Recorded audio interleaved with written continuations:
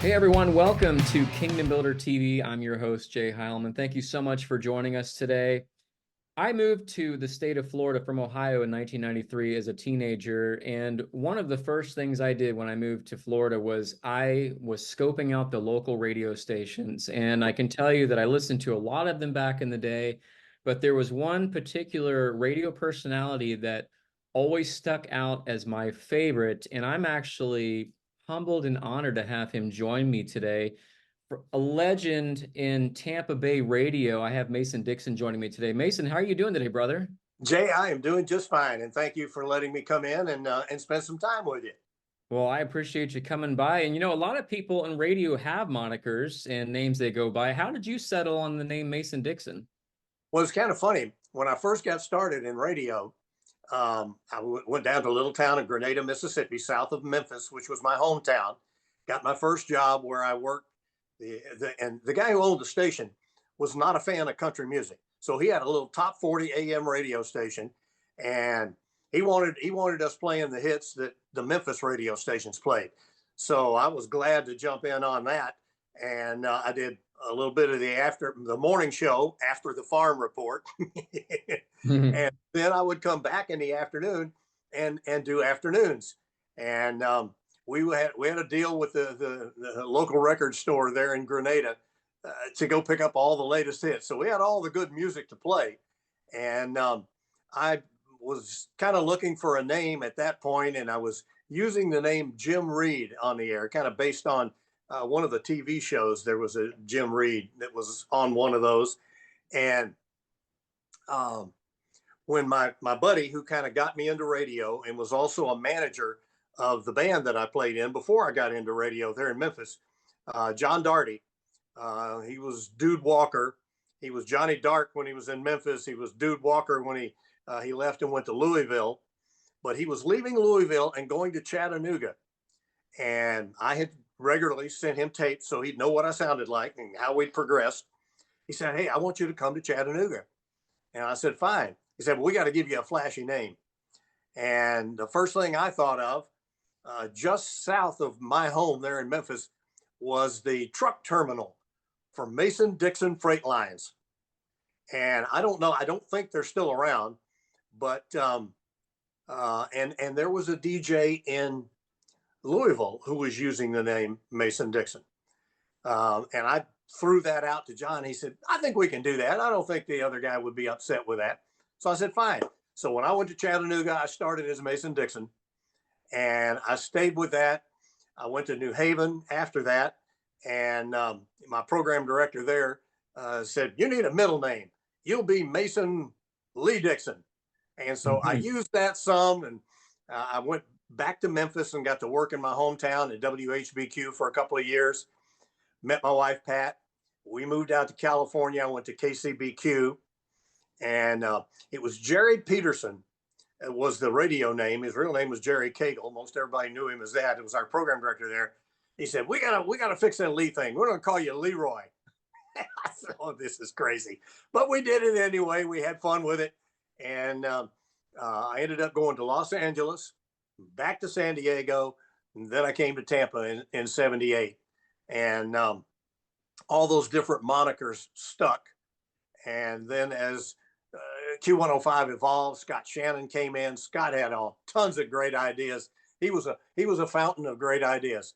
The only thing you had to do with Scott Shannon was take those ideas and bring them down and make them reality so you can make them work. And so he and I worked together and had a great time. And so that's how the name kind of rolled its way through. But then as things went on in Tampa, everything got added. It was Mason Leroy, Pee Wee Bodine, Mad Pie, Moon Pie, J Face on a Mug, Leader of the Pack. I can play this here guitar. And then it ended up New Daddy Dixon when my daughters were born. Oh, wow. And I always wondered that. I'm like, you know what? I wondered how he settled on that name. And I was thinking, I know that you're from Tennessee. I was thinking, okay, the Mason Right. Dixon line is up in that area. So I'm thinking, Yeah. okay, maybe he adopted it from that. But you know, uh, going back to those early days, was there anybody in radio at the time that or the music or radio industry that was kind of an inspiration to you when you were first getting started? Well, the guy who I idolized as a kid was a disc jockey in Memphis by the name of Dewey Phillips. Dewey Phillips was the first guy who played. He's the one who put Elvis on the air. Mm. He played "That's All Right, Mama" after Sam Phillips. They gave him a fifth of Jack Daniels and said, "Here, just put this thing on." Well, Dewey had a late night show called Red Hot and Blue, and we're talking mid-50s now. Most of the music was rhythm and blues, especially coming out of Memphis. That was a rhythm and blues market. A lot of black artists, some white artists, but very few. Well, "That's All Right, Mama" by Elvis sounded so different. When Dewey played it, he wouldn't even announce the name of it. He just said, "Oh, I'm going to cut loose this new song here," and he put it on. Well, the phones exploded, and people were, "You got to play it again, play it again." So the whole Elvis thing kicked off with Dewey Phillips. He was a wild man on the radio, and at one point in time, in the infancy of television, they didn't have a lot of programming. WHBQ radio was also part of WHBQ TV. So when Dewey was moved from nights to afternoons, there was no programming in the afternoon on TV back then.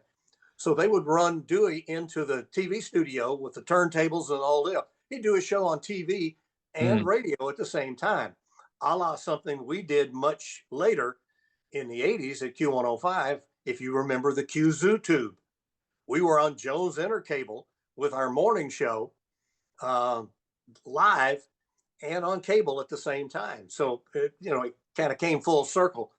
But that was the guy who got me started. And of course, as more time went on, there were others that were a huge influence to me. George Klein, who was Elvis's best friend, who I got a chance to work for when I came back to Memphis, was a big influence. Um, as was John Long, who I worked for in New Haven, Connecticut. Jerry Cagle, especially out in San Diego, and when I worked for him, and then of course Scott Shannon. And those were some of the big names. There were some other great names in radio, and I don't want to think anybody to think I'm leaving them out, but those are the ones that helped guide my career and get me going. That's lasted over 50 years in broadcasting.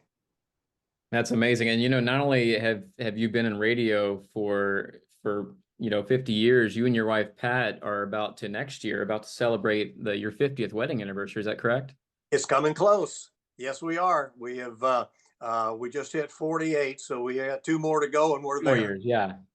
Yeah, That's we got awesome. married in 1976, and I left immediately, and because Jerry Cagle was killing me, he said, "Man, you got to get out of here. We got to get this Hmm. KCBQ thing going." So I left, and about 3 weeks later, then Pat got what little furniture we had accumulated in that short period of time, got it together, and off we went to San Diego. That's awesome. Well, here in the Tampa Bay area, you're on Q105 these days. And, not only are you considered by many to be a legend in the industry, but you also do something very special every year in December called the Mason-Dixon's Christmas Wish Fund. And I absolutely love this. When I hear you talk about it on the radio, it just warms my heart because it's an amazing thing that you're doing. And I wanted to give you an opportunity to talk about the Christmas Wish Fund, and how you got that started. We started it up in the 1990s, and it was just it was going to be a labor of love. It was coming up on the holidays, and I said we really need to do something to give back to the community that's been so good to us. And so my wife and I formed the Mason Dixon Christmas Wish Fund, later to become an LLC, because as we started raising funds for it, and we started off with um, Stormies at the Hurricane down on St. Pete Beach donated $1,500 for us to give to families in need. And we ask for letters. If you know of a family that needs some help, let us know. And we read the letter on the air, and we call that person, and we give them some money to help them get through Christmas. I know there are a lot of wonderful charities that take care of toys, and we do get toys, and we know what to do with them when we get them. But we figured that the people who are in need, and sometimes it's more than just Christmas toys. It's pay the rent, pay the utility bill, etc., to make it through the holidays. So the Right. cash works in a lot of ways. We started doing that. We started building it. It got so big that several charities came on board, other organizations, golf tournaments, etc. And they said, listen, you need to be a 501c3. We'll get more donations if people can write off those donations, obviously, and go from there. So that little $1,500 to $2,000 started working its way on up. We got involved with golf tournaments, car shows, etc. And at one point in time, at the peak of this thing, and it was almost for my wife, who and our group of volunteers, no salaries are paid out of it. It's all strictly volunteer. And we were raising somewhere between 180 and $200,000 to donate to families, and we didn't have enough people to handle it. My wife was who reads every letter, cross checks those letters, especially now because the internet gives you everything. So we can go to the internet, find out if somebody's trying to trick us or scam us and whatever. And you'll get some of that, but you know what? That's okay. We just deal with it and move on. Um, she said, I said, you know what? We're going to have to hire on some people. And she said, no. Remember, you said this was going to be no salaries, all volunteer. Make it smaller if we can't do it this way. And God was looking over us and said, okay, let's get this thing a little more under control. And we did. And we've raised anywhere from 30 to that $175,000 every year. The folks from Trans-Siberian Orchestra, who we broke when we were working at Mix 96, have never forgotten. And every year we get $1 a ticket from their concerts, plus our other fundraisers we do. And we've donated probably a little, I think the last count was a little over $2 million back to families in the Tampa Bay area as our way of saying thanks throughout the years. And it's been a labor of love and something that we just love doing. And even though now with my schedule with Q105 being reduced to my weekend syndicated show that I do every Saturday morning from 7 to 10, we still are out there working the charities. And the folks at Trans-Siberian Orchestra gave me another way to raise even more money, and they would help do that if we wanted to bring in a corporate sponsor for the Trans-Siberian Orchestra concert and donation. In other words, find a corporate sponsor who would match anything that Trans-Siberian Orchestra gives us. And so we're in the process of working on that right now. And that's amazing. I was at the Trans-Siberian Orchestra concert this past December. That's where I had met you for the second time. And I believe for that concert, for those two shows, because they do a show in the early afternoon, they do a show in the evening, and I believe Right. that was what, like between $50,000 and $60,000 for the Wish Fund. It varies between about $24,000 and $27,000 each year, because that's the maximum amount of tickets they can sell for both of those shows.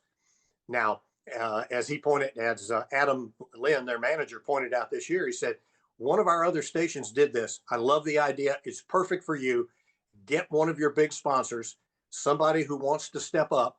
He said, we will give them the publicity on the advertisements for TSO, and you can have them up on stage in front of all of those people at the head of the concert to match that donation to make themselves look a whole lot more philanthropic as well. That's awesome. Well, so we're in March. Usually do that in December, but is there a way that people can, donate to that all year round? Is there like a website? All year round, if you go to christmaswishtampa.org or .com, both of them work. You go to the website, there is a way to donate to the Christmas Wish Fund there. We are a 501c3 charity. Any of your donations are tax deductible. That's important in these days of high taxes for a whole lot of folks, especially for corporations, et cetera, and businesses. So yes, just go to that website. And also on that website, you can generate a letter about a family in need. And we help out families all year, not just at Christmas time. If there is a big need for something right now, we try to address it and see if we can help out. That's amazing. Mason, aside from your work on mainstream radio, currently with Q105 here in Tampa, you also run your own Christian LP FM called Faithful Road. And Many may not even know about this. I actually discovered this because I was listening. I don't even remember what online radio station I was listening to. I was listening to something, and all of a sudden I heard a familiar voice. And I'm like, that sounds awfully lot like Mason Dixon. And sure enough, it was you, and discovered that you have your own, Christian music network called Faithful Road. Tell us a little bit about this and, how you got started in that. Much like with Christmas Wish, we started this as people of faith, my wife and I. I wanted to do something. I heard, and a couple of times I've been invited to get involved with the Christian radio stations and help out young Christian announcers, because 10 years ago or so, before Christian radio became what it is today, where you have a lot of Christian stations now that are in the top two or three, if not the top one, in a lot of markets, because the music that is coming out now is so good that it's palatable to everybody. And we try to call it, yeah, we refer to Christian, but it's also for people of faith, so whatever your faith is. I think you'll like the music that we play. And what I wanted to do is, I found in a lot of markets, including this one, you have one station that plays a softer version of the Christian music, and another one that plays the more pop, which would include some of the rap like Lecrae, and some of the harder, some of the metal artists like Red, which we have in rotation as well. One would play one would play the other. I said, you know what? Why don't we put a radio station together that plays all of that Mm. and see what we can do? And we started out streaming it worldwide, and got a lot of listeners. We had originally had it set up on our website. Google's made some changes, so the map is not up there right now. We're going to try to get it back up, but privacy things with Google eliminated that from being on there. But I could go on in real time and see where all over the world the radio station was playing at that time, cities. Now, I couldn't find out anybody's name and address. I didn't want to. The cities. And it was everywhere.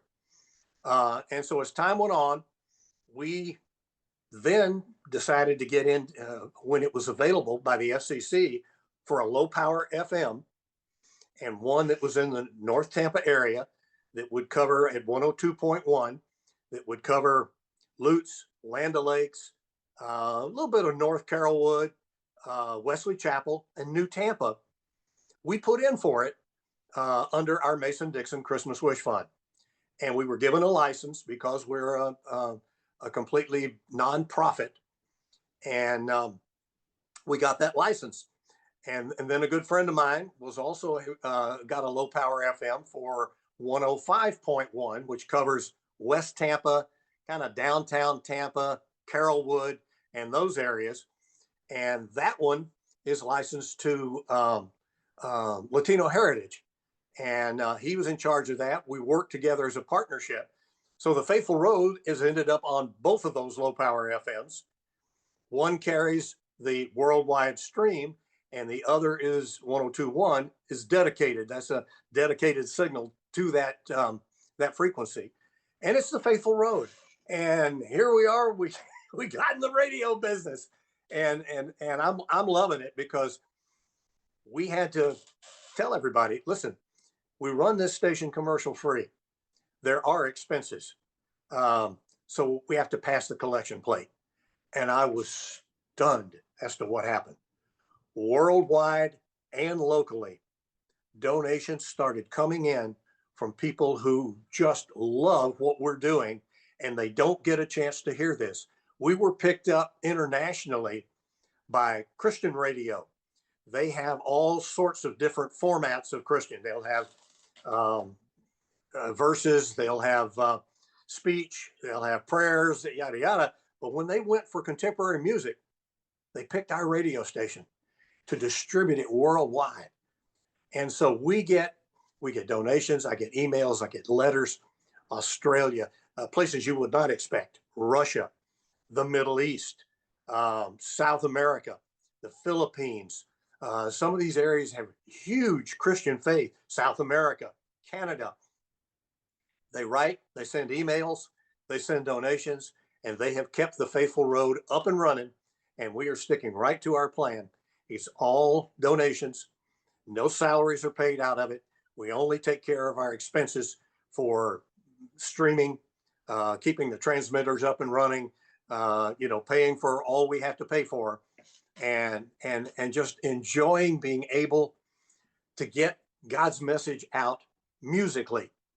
Um, I'm not a Bible toting, Bible verse quoting Christian person, but as most would, any person of faith would say, I believe in Jesus Christ. He is the Son of God, and Mhm. He is our leader. Beyond that, I want the music to get the message out. A lot of radio stations will stop and they will do prayer services and whatever, and that's wonderful. Any station that is reaching people of faith is a good one in my book, but I wanted to do it a little differently. And so far, it's working. I just checked this morning on my email, and I had a couple of emails from two people that were just raving of how much they love the radio station. One is in Italy, and the other is in Papua New Guinea. And it is amazing how that Australia, Philippines, Japan, reaching the Christian. There are a lot of people of faith, Christians in that area, and they listen to the Faithful Road. And let me tell you, when I see that, um, it gets me right here. That's amazing. And that's definitely a God thing. I mean, the Lord works in mysterious ways. And I look at that the same with what I do. I've worked within the Christian music industry for 20 years now, and I don't make any money off of what I do. Kingdom Builder is, I don't make a salary off of it. It's a labor of love for me. It's something that I Yeah. do because I believe in what we're the content that we're putting out, and that's my goal, is to put out content that's going to point people back to Him. And so that's why I do what I do. And I'm curious, having worked in the Christian music industry for myself the last 20 years, I've been blessed with the opportunity to go to many concerts, shows over the years, interview and meet so many of these Christian artists. And I'm sure you've had those same opportunities both in mainstream and Christian radio. Can you think of somebody or a group or artist or somebody that you've interviewed or met that really stuck out in your mind as a highlight in your career? In the Christian realm, when I had a chance to meet, um, oh gosh, Stephen Curtis Chapman, down through the list, it is amazing when you speak to those people. You see you see the magic in their eyes. You can tell when you talk to them that they are people of God and they are putting the message out. And it's just that's what I love about the Christian music industry and what it's doing. You have a lot of these groups that get in a van and they go all over the country going to churches and playing. They're not making a lot of money, but you know Mhm. what they're doing? They're talking to God, and they're talking God's word and putting it in music. And it just is amazing to see them. Um, there's some great stories and movies now. Even the movie industry is starting to pick up. And while Hollywood said, we don't want to touch that, they went through independently and put these movies out at the box office, and they go like gangbusters when they're out there. Mercy Me, uh, the story of that band and how it got to where it is was absolutely amazing. I can't tell you how many times I've watched that movie. I love seeing that movie. I can only And imagine. Yeah. yeah, but you do when you see or meet these people, you see God in their eyes, and you know where they're coming from. And over on the secular side of things, I've met everybody from Paul McCartney to Elton John to Billy Joel. You go down the list of superstars, and I've probably had a chance to at least say hello. Some of them I've spent some time with. Rod Stewart, I got to have a lot of fun with on back in the '80s when he would come to town. I took him up on a blimp ride and did my Mhm. afternoon show live from a blimp with Rod Stewart and his manager and his girlfriend and some of the band up in the blimp with me. We had a blast. These are some of the memories that I intend to get my podcast, as what you are doing, put together, bring in some of the people that were always real close to me, like Bill Conley and JoJo Walker and Kerry Kirkland, and some of these that were a big part of what we did throughout the years, and start telling these stories, because most of them I have in pictures.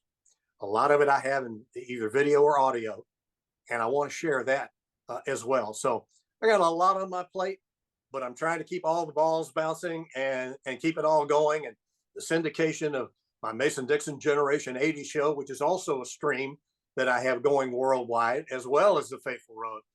So I'm a busy boy, but I love it. I love it. And I was reading that you're in your 70s now and showing no signs of slowing down. It's like the word retire is not in your vocabulary, and I love it. I mean, you're giving the young guns a run for their money, still doing everything that you're doing now, and it's amazing. Well, radio is having its fair share of problems right now, and it's only going to get worse. Hmm. Where these young guns are going to come from, I don't know. There's the millennials, the Gen Zs, the younger Gen Xers that are out there now that are working their way into broadcasting and whatever. Some of them I will see them or hear them, be it TV or radio, and I start wanting to pull my hair out because they're doing all the wrong things. They're Hmm. phrasing things wrong. Their vocabulary is horrible. Uh, I could help them. I could teach them. But with all these balls bouncing in the air, that's the last thing I need to do is take on another job. But I would love to see radio continue. Right now, you've got a generation of under 25. If you ask them about the radio, they've never listened to it. Where's my phone? Here's their radio right here. Um, they get it from Spotify. They put their own playlist together.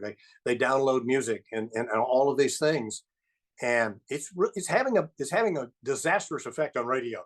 One of the second largest radio companies in the country, behind iHeart, Odyssey, it's a file for bankruptcy, and they've got to rebuild that thing, or they're going to have to start selling off a lot of those radio stations in these smaller markets, which could be a good idea, because if those radio stations will get back in the hands of mom and pop people like me, like you, that love this business, that would love to do something with it, with a small radio station, going back to doing things the way we used to.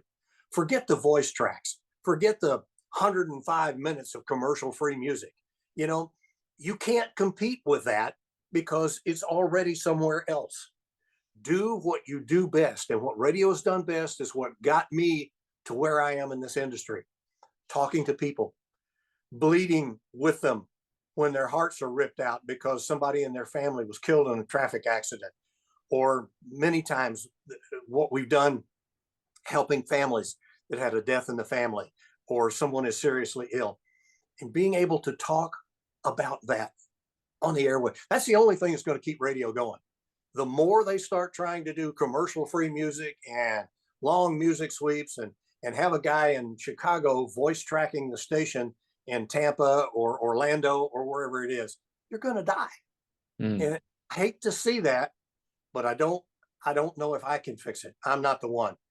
There's several of us out there, but most of them are golden age guys. They're in their 60s to their early 80s, and they're going, hey, I was doing fine, and I got fired and downsized. And so most of these guys have just said, you know what, I'm done. I'm not done. I want radio to continue to grow and be viable. It may not grow. It's a mature industry now, but it can survive if it's done right.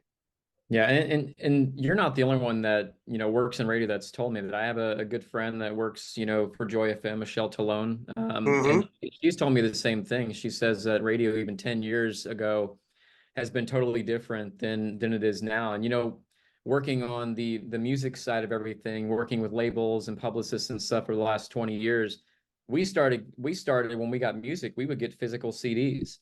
Then all of a sudden the digital revolution took over. Everybody's streaming stuff, everybody's sending files digitally, and it's like, what happened?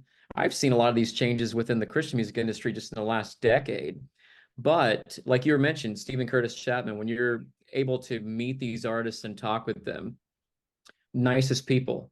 I've had an opportunity to eat lunch with Stephen before and meet him many times, as well as Bart from Mercy Me. And I can tell you, if they're in it for the right reason, regardless if radio continues the way it is or now, they're still going to be successful because they're doing what, God's called them to do. Yeah. But me working doing this for so long, like I said, I don't make money. I wish I could make money off of what I do, but I look at it as a ministry. I look at it a way to get content out there that's, you know, something that's going to bless somebody when they hear it. And, I'm always finding ways to improve myself on radio and podcasts, learning new ways to do things, present content, stay relevant. And you kind of touched on this, but, for those people watching in today who might have the ambition to get into radio, what small piece of advice would you give them to someone, taking those first steps into wanting to do a podcast or do radio?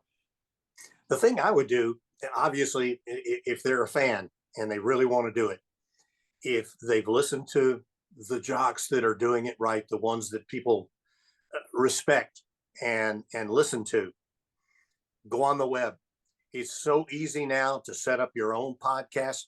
You can't, unfortunately, you can't play music, which is going to be that's the toughest part. You can't play music on YouTube. Maybe your podcast possibly could get play with one of the iHeart apps, etc., because there are licensing fees that you have to deal with the music. I mean, we have to pay BMI ASCAP fees for the Christian music we play and for our Generation 80s that we do. Those are the tough parts. And so what you do is maybe create something where use your talent. Talk about something. Talk about what inspires you, either as a Christian or as a music lover, and put those things out there. And when you have that out there and you start getting responses from people on it, it's going to be real easy to get your foot in the door, because some radio station is going to want some talent at some point in time. Right now, they're downsizing talent off because they're saying, "Oh, we're paying you too much money. We can't do that anymore." There's a whole bunch of us, and I say us, they got caught up in that. And that's why we are where we are today. But you know what? You said something a few minutes ago when you said, I'm not making any money at this at what I'm doing. You may not be, but your reward is coming down the road. And you know what I'm talking about. Mm-hmm. And one of the artists I was thinking about a second ago, Michael W. Smith, I met him backstage at one of the concerts. We had a chance to talk. And my wife said, it almost brought her to tears, because she said, I could see God in his eyes. You just could feel it. He had that air about him, almost like an angel when he walked in the room. Mm-hmm. See that with a lot of these Christian artists. And I can tell you that beyond that, Christian music has gone worlds beyond what it was 10 years ago. I mean, it is today's pop music. Pop music has gone off the rails in a lot of areas. But now you're seeing in a lot of markets, Tampa is one of them, where the contemporary Christian station is beating out all of the hot ACs, all of the top 40s, because they're playing better music. And I can see that with the Faithful Road, because I'm playing exactly what they're playing. And I see my response around the world, because these Christians in Papua New Guinea, in these little places in Australia and New Zealand, Russia, South America, Africa, that are listening to my station, they can't get this music anywhere else. Mm-hmm. Nobody's playing it. But we're giving them Casting Crowns and Need to Breathe, and Lecrae, and all of these artists that have an incredible message to people of faith. And that's what I want to continue to do. And if there was anything that I would push forward further on in my career right now, it would be that. That's amazing. Well, Mason, I greatly appreciate your time today, brother. Not only has it been a pleasure listening to and enjoying your shows on Tampa Bay radio here over the years, but just love your passion for entertaining the masses through the airwaves. And, I greatly appreciate you coming by and sharing these stories with us today, brother.